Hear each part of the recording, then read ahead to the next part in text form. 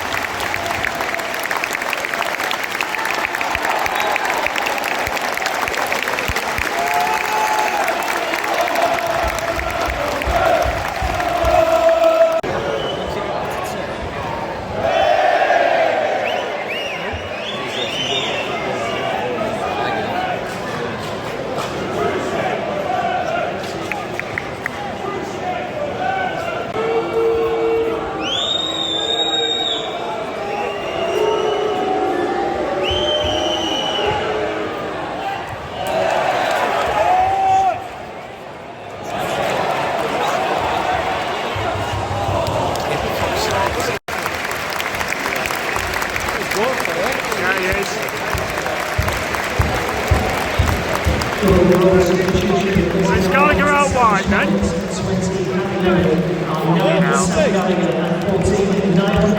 Looks like it.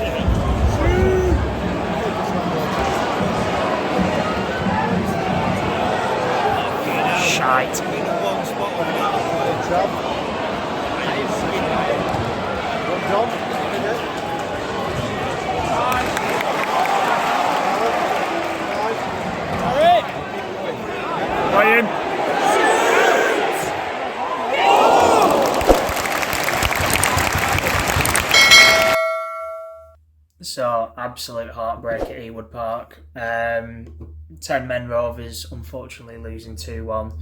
I'm sure a lot of, if not all, Rotherham fans will call that some sort of justice after what happened last week to Rotherham. Mike Dean having to go and formally apologise for the sending off of the Rotherham man, which, you know, ultimately did have a part to play in us getting a point last week after us being 2-0 down.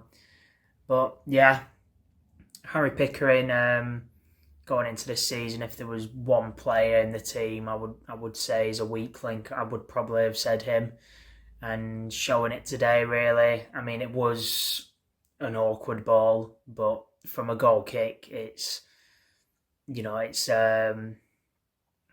we've been outdone by a goal kick essentially, and it was amateur really. The defending goes over Dom Hyam's head, and then it's in a really awkward position where Pickering's coming across, trying to cover for Hyam. Obviously, the whole man would be through on goal if it weren't for Pickering, and it's not close enough to Pears to come and collect it. At that point, do you let the man just go through on goal? Pears could make the save, or do you do what Pickering's done and take him out one-on-one?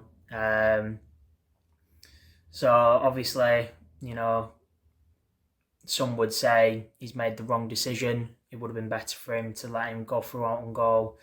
1-0 down at home, 11v11, we could have well come back into it. But ultimately, you know, we've held on and held on and held on at 0-0.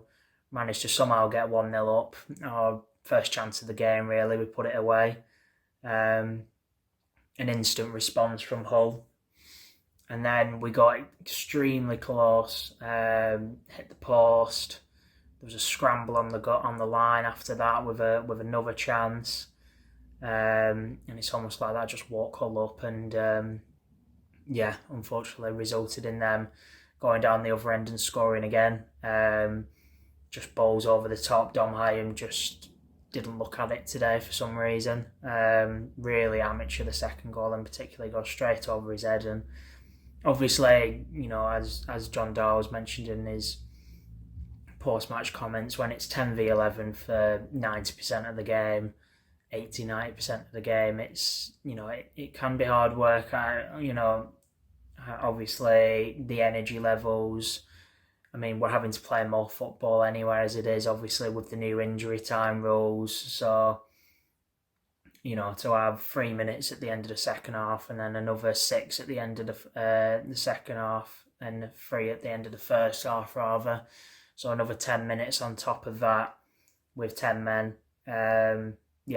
Not ideal for us, obviously. But, you know, I think credit to all the players. They left it all on the pitch, and to give Hull a really good game, even 10v11, I think a couple Hull fans can probably feel like they were a bit lucky today, kind of got away with it a little bit. They did dominate the game, obviously, as you would expect them to. They did control the play, but in terms of chances, other than the ones they took, there weren't really many others they could say that they had clear-cut chances, to be honest. So I think every single fan, every single player rather, can be proud of themselves, and obviously the fans showed that appreciation after the game, clapping the boys off. No boos were to be heard. And, you know, it's a shame. It's a game you looked at on paper and thought it is probably one we should be looking at taking 3 points from at home. Hull no mugs by any means, especially this season. They are looking the real deal. They are looking better for sure this season with some quality players up front. But yeah, I think we've put in a good account of ourselves today, and it's not the worst start to the season, I guess. You know, a win, a loss and a draw, but just need to dust ourselves down, hopefully go into that Watford game confident after what today doesn't really feel like a loss under the circumstances. It weren't like a going down to 10 men in a Fulham type performance when Van Eyck got sent off, was it? We did really give it our all and left everything out on that pitch. So it's going to be interesting now. Will it be Britain starting at left back? You would think so, but there's also the option of the left footer Scott Wharton, who could slot in there, who has slotted in there in the past and done a good job, to be fair, when he has. But I do suspect it would be Britain, but it is a shame, really. He's looked so good coming off the bench in that right back position, Britain, and his best quality is his crossing, and obviously it kind of neutralises that a little bit, being on his left side. So I wouldn't even mind seeing Britain starting at right back and Rankin Costello being the one who starts at left back. That could work a bit better for me personally, but I suppose we'll see. But yeah, in terms of individual performances, I thought Pears couldn't really do much with either of the goals. He's been sold short by his defence, unfortunately, but 10v11, these things happen. I think Carter got man of the match and did do well. There weren't any foot put wrong in his place like there was Hyam. But yeah, Hyam did probably one of his weaker games in a Rovers shirt today. Usually, obviously, a consistent 7, 8 out of 10, isn't he? But today was at fault for definitely the second goal in particular. Rankin Costello had a bit of a nothing game, to be honest. Had a couple shots here and there, but wasn't marauding down that side like he usually does. But obviously, with 10 men, you've got to be a bit more conservative. Pickering, obviously, it goes without saying. The decision making there, and in that position, it's kind of a case of instinct at that point. Do you take the man out? In that position, I think most players' instinct would kick in and they would just take the man down and hope for the best. But he's going to be out for 3 games now, so it's a big opportunity for Britain to step up, who's been really good in these first couple games and had a decent game at left back today, I thought, when he come on. Wharton still not looking quite at it for me. Yeah, I still question whether Wharton is up to his full fitness yet, personally. Don't get me wrong, at parts today, played a good ball here and there. When he's got that pressure, 2 men pressuring on him as soon as he receives the ball off Pears, just pops the right pass at the right time, but not quite hitting those heights of, Burnley at home last season, where he just absolutely run the show. And whether it's unfair of me to think he could be doing that every game, because that was a very good game, and maybe I'm expecting too much from him. But yeah, I think there's still more to see from Adam Wharton this season, personally. I think Travis had a good game, to be fair. Nearly cost us at one point. Really sloppy pass, or just lost the ball in a sloppy way, as he does. But other than that, he had a decent game today, it must be said. Hedges weren't bad today by any means. Weren't being as one-footed as he usually is, I suppose. Weren't as blatant anyway. Leonard, not really much of note when he was on the pitch, to be honest. But Gallagher took his goal really well. Fair play to him. He's not had the usual Gallagher treatment, which is he gets chucked straight back into the side as soon as he's back. But it seems he's fighting for his spot, and he took that goal really well. And you would think he would be starting against Watford now after that goal. And Leonard makes his way onto the bench and has something to prove.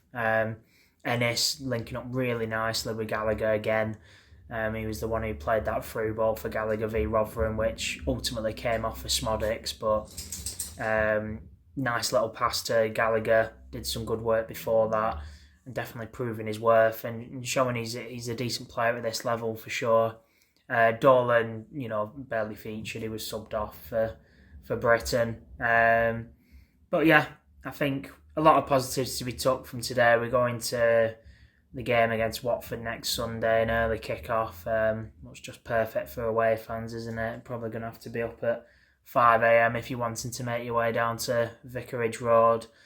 I won't be one of them. I will be watching it on Sky, it must be said. But yeah, a game Watford side under Ishmael, they're they're looking dangerous despite losing João Pedro, despite losing Sarr. Could be a kind of a new beginning for Watford.